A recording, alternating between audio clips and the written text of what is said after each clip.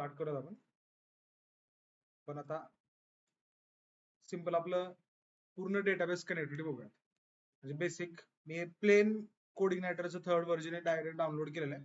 त्याला फक्त मी CI_student नावाने रिनेम केलंय. बाकी सगळ्या कोर फाईल आहेत, वेगळं काही नाही याच्यात, कोर फाईल आहेत.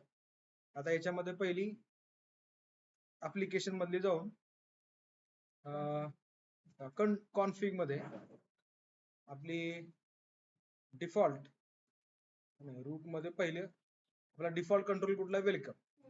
मला तो वेलकम कंट्रोलर नकोय, मला हवं स्टुडंट कंट्रोलर. मी स्टुडंट नावाने CI_student नावाने केलंय. आपण लास्ट टाइम स्टुडंट नावाचा डेटाबेस बनवला होता है ना. मी ते स्टुडंट कंट्रोलर बाय डिफॉल्ट हा क्रिएट केला. पहिलं हे झालं, रूट्स मध्ये एंट्री झाली. त्यानंतर कंट्रोलर मध्ये येतोय मी.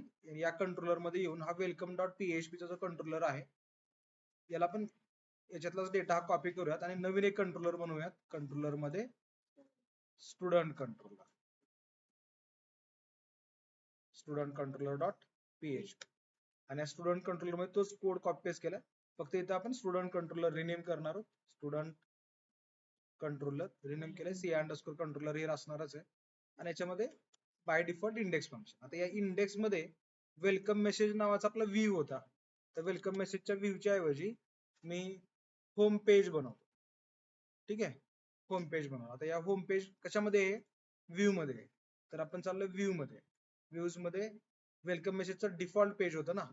आता या वेलकम मेसेजचं डिफॉल्ट पेज आपल्याला नकोय, मला काय हवंय, मला होम पेज डॉट PHP पाहिजे. त्या व्ह्यू वरती क्लिक करून मी होम पेज डॉट PHP बनवतो. या होम पेज डॉट PHP मध्ये तोच डिफाईन बेस पाथ असणारच आहे. आणि या PHP च्या कोड मध्ये इथे मला HTML चा कोड करायचा. तर या HTML च्या कोड मध्ये आपण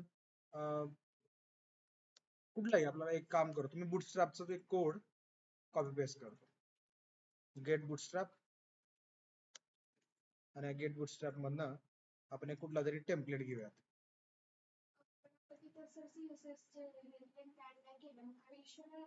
कुठला, मी डायरेक्ट टेम्पलेट घेतो ना. स्टार्टर टेम्पलेट ना मी डायरेक्ट कॉपी करतो. स्टार्टर टेम्पलेट बघत रन होतोय का, आणि या स्टार्टर टेम्पलेट मध्ये ना मी कम्प्लीट पेस्ट केला इथे. ठीक आहे, मी फाईल सेव्ह केली. हॅलो वर्ल्ड आपल्याला दिसते का नाही बघूया. मी इथं ब्राउझरवर येतो. वॅम्प सर्व्हर माझा ऑलरेडी एक्झिक्यूट केलेला आहे. मी लोकल होस्ट, आणि लोकल होस्ट मध्ये मी CI_student नावाने आता जे फोल्डर बनवलेले ते हॅलो वर्ल्ड दिसते, आणि CSS अप्लाय झालेले पण दिसते बरं का. फॉन्ट वेगळा आलाय, म्हणजे हे CSS चालतंय. डायरेक्ट इथं CSS वर झालं. आता याच्या आतमध्ये आपल्याला वेगवेगळ्या लिंक करायची. तिथे मी एक काम करतो, इथे मला नेव्हिगेशन बार पाहिजे. तर आपलं नेहमीच नेव बार मी इथला कॉपी करतो, आणि हा नेव्हिगेशन बारचा जो कोड आहे हा मी इथे या बॉडीच्या आतमध्ये इथे पेस्ट करतो. ठीक आहे, नेव बार मी इथे पेस्ट केलाय. परत ब्राउझर मध्ये येऊन आपण इथं एक्झिक्यूट करून बघूयात. नेव्हिगेशन बार पण दिसतोय आपल्याला.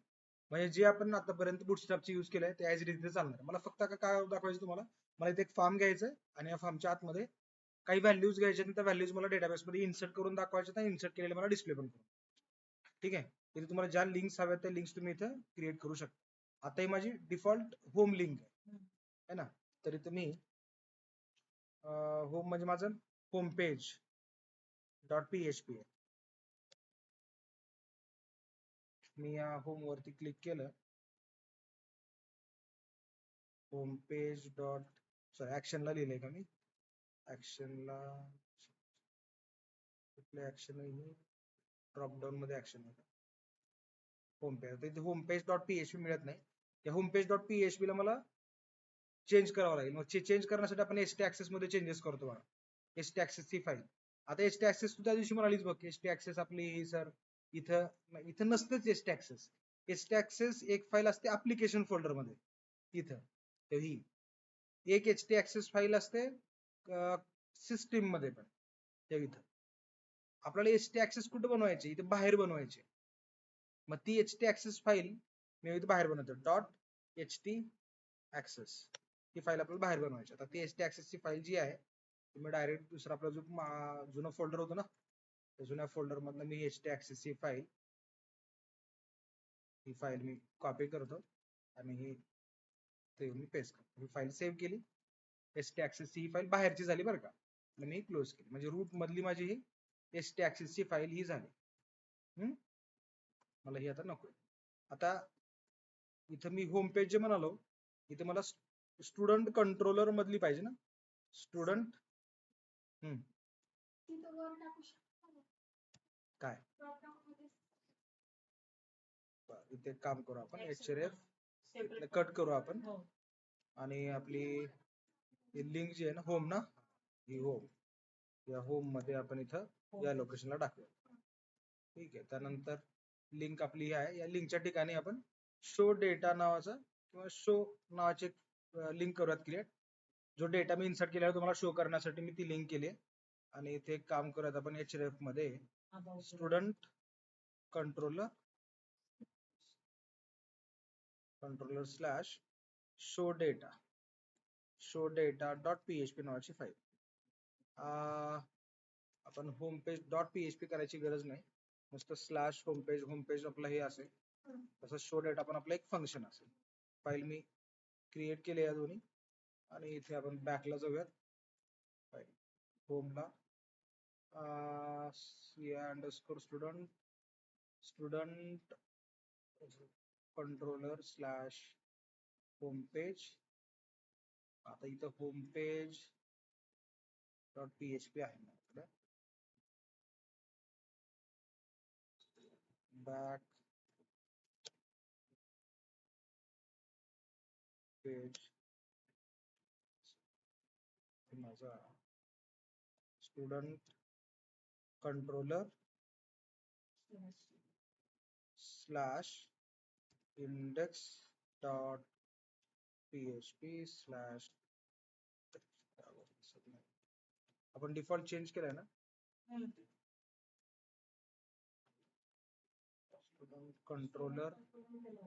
स्टुडंट कंट्रोलरच्या आतमध्ये होम पेज, स्टुडंट कंट्रोलर मध्ये होम पेज म्हणलं ना, इंडेक्स नावाचं हे आहे ना आपलं, इंडेक्स मधनं आपण होम पेजला चाललो. होम पेज नावाचं फंक्शन नाही आपल्याकडे है ना, होम पेज नावाच्या फंक्शनला आपण जाणार. आपलं हे मी इथे कॉल करताना होम पेज जे कॉल करतो ते रॉंग आहे. इथं मला होम पेजला नाही कॉल करायचंय, इंडेक्सला कॉल करायचं. इथे इंडेक्स फंक्शनला कॉल करायचं. आलं लक्षात? इथे मी होमला आलं. परत स्टुडंट कंट्रोलर द्यायची गरज नाही, कारण मी बाय डिफॉल्ट स्टुडंट कंट्रोलर मध्येच आहे ना. इंडेक्स नाव द्यायला पाहिजे. बॅक आलं, रिफ्रेश, तुम्हाला तेच पेज दिसते. त्याच मला इथं शो कंट्रोलर मध्ये पण हे होणार आहे. शो मध्ये हे शो डेटा नावाचं मी एक फंक्शन लिहीन, आणि त्या शो डेटा मध्ये आपल्याला जातं. मला हे शो डेटा जे आहे, इथे मी शो डेटा नावाचं फंक्शन वेगळं लिहीन, ते मला तिथे दिसणार आहे. ठीक आहे. आता मला काय करायचं, या फॉर्मच्या आतमध्ये इथे हॅलो वर्ल्डचे जे लोकेशन आहे, हॅलो वर्ल्डचं जे लोकेशन आहे, या लोकेशनला मला एक फॉर्म करायचं क्रिएट. तर मी इथे येतं, एक फॉर्म मला हवा आहे, तर फॉर्म घेतलाय, आणि या फॉर्म मधला हाच जो फॉर्म आहे हाच कॉपी करतो, आणि हॅलो वर्ल्डच्या या ठिकाणी मी इथे div class is equal to container है ना, आणि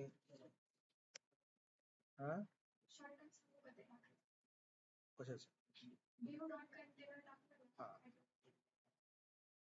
तो सगळ्या कंटेनरला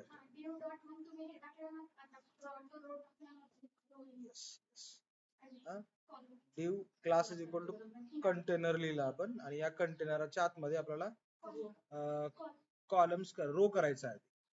div डॉट रो केला, आपल्याला रो मिळाला, तर या रोच्या आतमध्ये आपल्याला कॉलम्स पाहिजे. div डॉट कॉलम हायफन आपण 3चा करूयात, 8चा आणि 4चा करूयात. कॉलम 8, आणि या डिवच्या आतमध्ये आपला फॉर्म येणार आहे. ठीक आहे. याला आपल्याला जर सेंटर अलाइन करायचं असेल तर ते जस्टिफाय सेंटर वगैरे आपण हे करू शकतो. आता याच्या आतमध्ये मला तो फॉर्मचा कोड पाहिजे. तो फॉर्मचा कोड जो घेतलाय मी इथे कॉपी पेस्ट करतो. तर मी उदर एक मला ग्रीड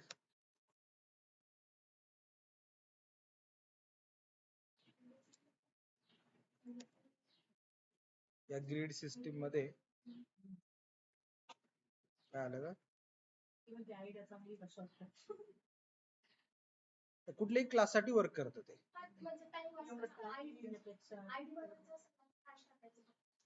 हा ती क्लास अलाइन सेल्फ सेंटर येत आहे. सेकंड वाला हा पाहिजे आपल्याला. सेकंड रो जस्टिफाय सेंटर करा. Row justify centre column 4 column 8 row justify centre column 8 आणि कॉलम 8 च्या आतमध्ये मी हा फॉर्म बनवतो.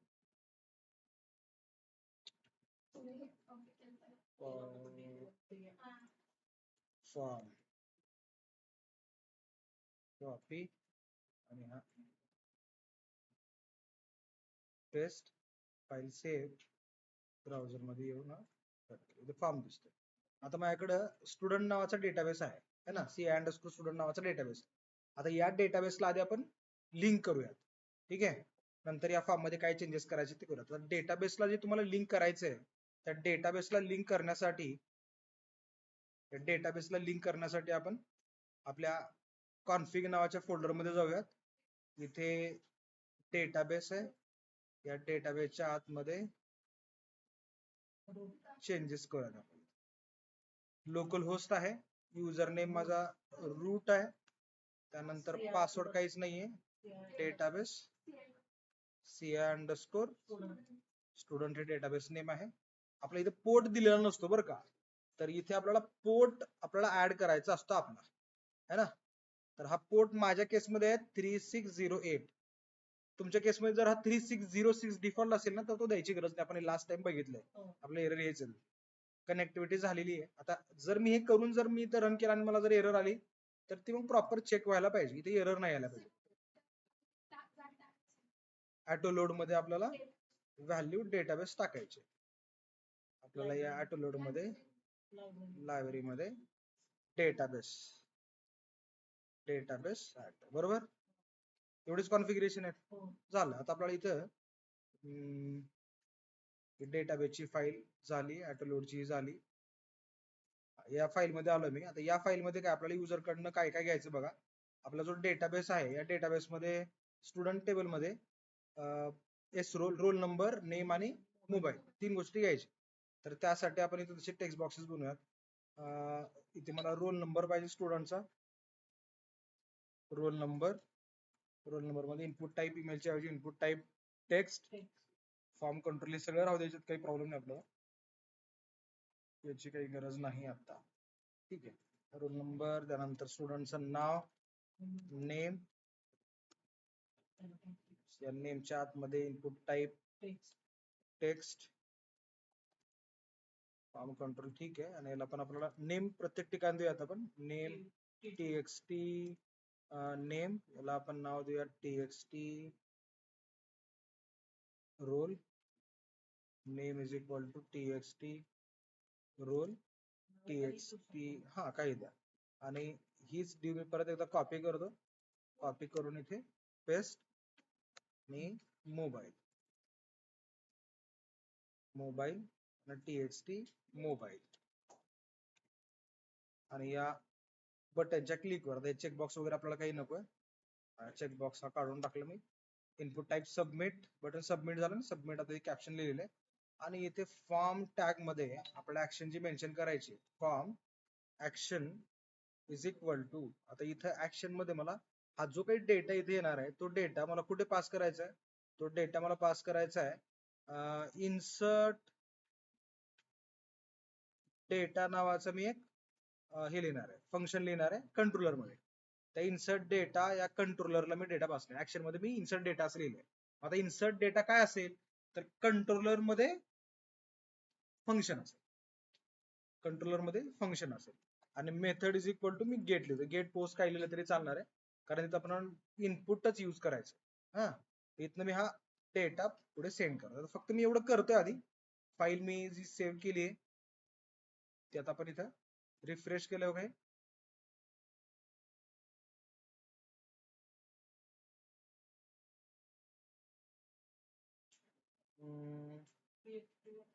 No connection could be made because the target machine actively refused it, unable to connect database server using the provided setting.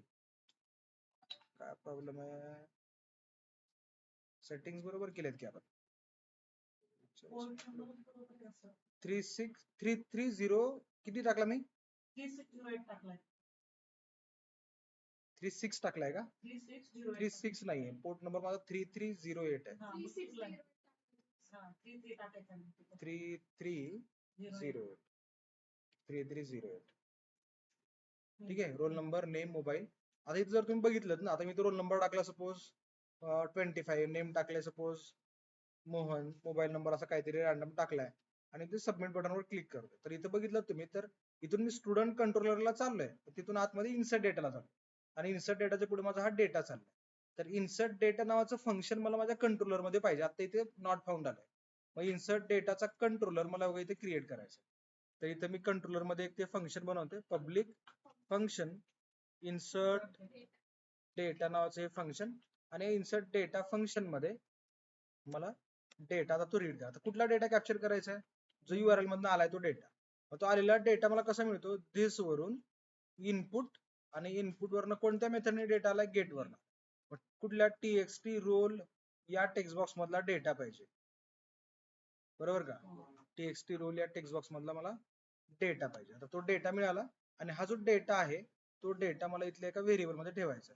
मी एक काम करतो, मी एक dollar अरे एक व्हेरिएबल क्रिएट करतो, किंवा मी इथं डायरेक्ट एक काम करतो, स्टुडंट SR नावाने एक व्हेरिएबल क्रिएट केला. SR मध्ये व्हॅल्यू आली, input get TXT roll. TXT रोलच घेतले का आपण नेमला? TXT roll, TXT name, TXT mobile, 3 गोष्टी आहेत. हा, स्टुडंट रोल नंबर, नेम आणि मोबाईल. ठीक आहे, तिन्ही व्हेरिएबल आले, student roll number, student name आणि स्टुडंट मोबाईल, 3 गोष्टी. आणि या इनपुट मध्ये TXT रोल, TXT नेम आणि TXT मोबाईल, तिन्ही गोष्टी आल्या. आता या ज्या काही व्हॅल्यूज मिळाल्यात आपल्याला, या व्हॅल्यूज मला काय करायचं? डेटाबेस मध्ये इन्सर्ट करायचे, बरोबर आहे? तर डेटाबेसचं कनेक्शन आपण इथं नाही करत. आपल्याला जो डेटा लागणार तो मॉडेल मधनं येतो, MVC मधल्या मॉडेल मधनं येतो. त्यासाठी आता मला मॉडेल मध्ये जायला लागणार आहे. मी या कंट्रोलर मधून, या कंट्रोलर मध्ये जस्ट डेटा आलाय, या कंट्रोलर मधनं डेटा मी मॉडेलला पाठवणार. तर मॉडेल आपण अजून बनवलेलं नाही, आपल्याला मॉडेल बनवायचं. तर इथे मॉडेल्स नावाचं फोल्डर आहे, आणि या मॉडेल फोल्डर मध्ये मी एक नवीन फाईल बनवणार आहे, आणि या नवीन फाईलला मी नाव देतो स्टुडंट मॉडेल. स्टुडंट मॉडेल असं मी नाव देतो, स्टुडंट मॉडेल डॉट PHP. आणि या स्टुडंट मॉडेल डॉट PHP मध्ये आपला सुरुवातीचा हा जो कोड आहे तो ऍज इट इज राहणार आहे. त्याच्यामध्ये सगळे फंक्शन्स फक्त बदलणार आहेत. Student model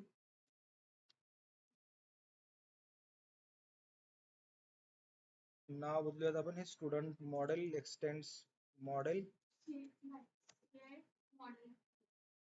CI_model. ठीक आहे, आणि या CI_model मॉडेल मध्ये मला माझा कोड लिहायचा आहे PHP. आणि या CI_model मॉडेल मध्ये इथे कुठलं फंक्शन लिहिणार मी? तर आता इथे मी एक पब्लिक फंक्शन लिहितो, पब्लिक फंक्शन, आणि मी इथे इन्सर्ट क्वेरी केली, इन्सर्ट डेटा. इन्सर्ट डेटा हेच फंक्शन लिहितो मी, मॉडेल मध्ये पण इन्सर्ट डेटा लिहितो, किंवा इन्सर्ट स्टुडंट डेटा असं लिहितो. इन्सर्ट स्टुडंट डेटा, आणि इन्सर्ट स्टुडंट डेटाला मी एक डेटा नावाचा व्हेरिएबल घेतलाय. अथर्व पलीकडे बस ना, 5 मिनिट बस, मी आलोच. इन्सर्ट स्टुडंट डेटा मध्ये मी डेटा नावाचा एक व्हेरिएबल घेतला. आता इथे मी एकच व्हेरिएबल पास केला, बरोबर? इथं माझ्याकडे किती व्हॅल्यूज आहेत? 3 व्हॅल्यूज. तर मी इथे एक डॉलर अरे क्रिएट करतो, आणि या अरे मध्ये मी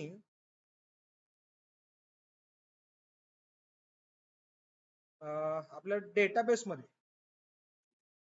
एस रोल, एस नेम आणि SMOV 3 फील्ड आहेत. तर इथे मी एस रोल ही की घेतली, या कीला मी व्हॅल्यू पास करतो युजरने एंटर केलेली सिरीज SR ची. त्यानंतर एस नेम ही की घेतली, याला मी व्हॅल्यू पास करतो डॉलर SN ची, बरोबर? आणि MOB याला व्हॅल्यू मी पास करतोय $SM. हा माझा काय क्रिएट झाला? अरे क्रिएट झाला, बरोबर. आणि इथून मी त्या मॉडेलला पास करणार आहे अरे. माझा दिस वरनं लोड अंडरस्कोर मॉडेल आणि मॉडेल कोणतं? स्टुडंट मॉडेल मला लोड करायचं. स्टुडंट मॉडेल मला लोड करायचं. आता जे काही मॉडेल आपण लोड केलेलं आहे त्या मॉडेलवरनं दिस स्टुडंट मॉडेल आणि या मॉडेल वरून मला कॉल करायचंय इन्सर्ट स्टुडंट डेटा या मेथड. इन्सर्ट स्टुडंट डेटा नावाचं ही मेथड, इन्सर्ट स्टुडंट डेटा नावाची मेथड आहे. या मेथडला आपण डेटा पास करतो. डेटा म्हणजेच इथं माझा हा अरे $AR अरे मध्ये जे काही व्हॅल्यू आहे ते मी पास केलं. आता बघा स्टुडंट मॉडेल मधनं डेटा का इन्सर्ट स्टुडंट डेटाला आलाय. आता इथं काही जो डेटा आलाय तो डेटा मला डेटाबेस मध्ये इन्सर्ट करायचा आहे. तर डेटाबेस मध्ये इन्सर्ट करण्यासाठी दिस DB वरनं क्वेरी ही फायर करायची, क्वेरी. आणि या क्वेरीला मी इन्सर्टची क्वेरी फायर करतो. Insert into student values. आणि व्हॅल्यूज किती आहेत? 3 व्हॅल्यूज आहेत. Question mark, question mark, question mark. आणि हे क्वेश्चन मार्क म्हणजे प्लेस होल्डर आहेत. आणि या क्वेश्चन मार्कच्या ठिकाणी मला व्हॅल्यू हवी आहे डॉलर डेटा. डॉलर डेटा मध्ये काय आहे? डॉलर डेटा मध्ये त्या 3 व्हॅल्यूज आहेत ज्याचा मी अरे बनवलाय. पण त्या 3 व्हॅल्यू मध्ये एस नेम जे कॉलम मॅच होतात बरं का, त्या 3 व्हॅल्यूज मध्ये इथं माझे कॉलम नेम मॅच व्हायला पाहिजे. एस रोल, एस नेम आणि SMOB हे 3 कॉलम नेम आहेत. एस रोल, एस नेम आणि SMOB हे कॉलम नेम मॅच व्हायला पाहिजे. ते झालेत आणि इथनं मी ती व्हॅल्यू इन्सर्टला इथं पास केली. आता हे जर झालं तर याच्यावरनं मला काहीतरी रिझल्ट मिळेल. तर मी एक काम करतो, इफ डॉलर दिस वरून dollar this of DB get affected rows, get affected rows, किती रोज अफेक्ट झालेत याचा मला काउंट पाहिजे. गेट अफेक्टेड रोज ह्याचा काउंट जर ग्रेटर दॅन 0 असेल तर डेटा इन्सर्ट झालाय. याचा काउंट जर ग्रेटर दॅन 0 असेल, इफ ह्याचा काउंट जर ग्रेटर दॅन 0 असेल तर डेटा इन्सर्ट झाला. आता इन्सर्ट झाला असेल तर काय करायचंय? मी तर काम करतो रिटर्न 1 करतो, म्हणजे डेटा इन्सर्ट झाला असं सांगायचं मला. Else return 0, else return 0. ठीक आहे. आता इथे 1 जर मी रिटर्न केलं तर रिटर्न केलं कुठे जाणार आहे? इन्सर्ट डेटाला कॉल कुठून आला होता? या स्टुडंट कंट्रोलर मधून आला. कुठून आला होता? या लोकेशन वरून आला. तर मी ते रिटर्न व्हॅल्यू व्हेरिएबल घेतला आणि या व्हेरिएबलला मी ते चेक करतो. If dollar return value is equal 1 जर असेल याचं मिनिंग काय? डेटाबेस मध्ये डेटा इन्सर्ट झालाय. तर मी ते इको करतो, सिंपल इको. आता जस्ट तिथे करूयात इको, नंतर आपण डायरेक्ट शो डेटाला जाऊयात. Data inserted, data inserted. आणि जर नसेल झाला तर एल्स मध्ये echo data not inserted, data insertion error, data not inserted.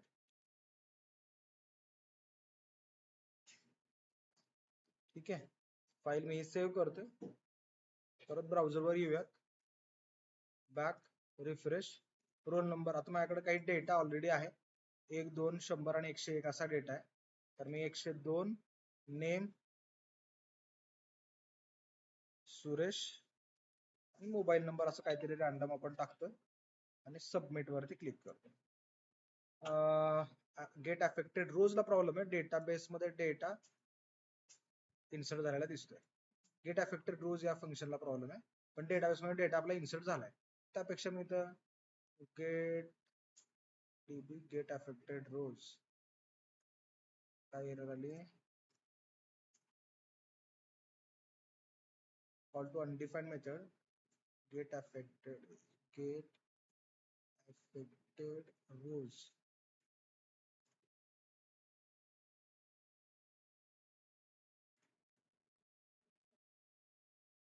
मी त्याचा रिझल्ट एक काम करतो, त्याचा रिझल्ट RES नावाच्या एका व्हेरिएबल मध्ये ठेवतो आणि इथं मी इफ RES असं लिहितो. इफ $RES त्याच्यामध्ये नॉन झिरो व्हॅल्यू असेल तर मी रिटर्न करेन.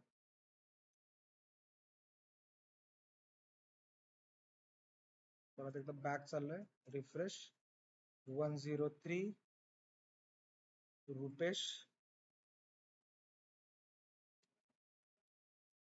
मोबाईल नंबर काहीतरी लिहिलंय आपण, सबमिट. Data inserted. ठीक आहे, डेटा इन्सर्टेड आणि हा इथे मला डिस्प्ले व्हायला पाहिजे. रुपेश इन्सर्ट झालाय. कळलं? हे आता आपण इन्सर्टचं ऑपरेशन बघितलं. आता आपण सिलेक्टचं बघूया. थोडं बघून घ्या आधी, थोडं